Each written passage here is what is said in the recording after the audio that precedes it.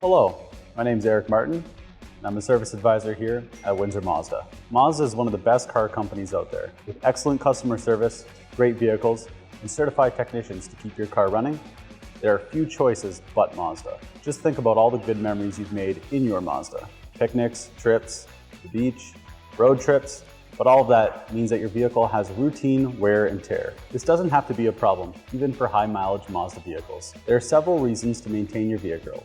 After all, you've put a lot of time, energy, and money into them. They're a part of the family. Routine maintenance doesn't have to be a problem, especially if you keep it on a regular schedule. But there are a few things to look out for.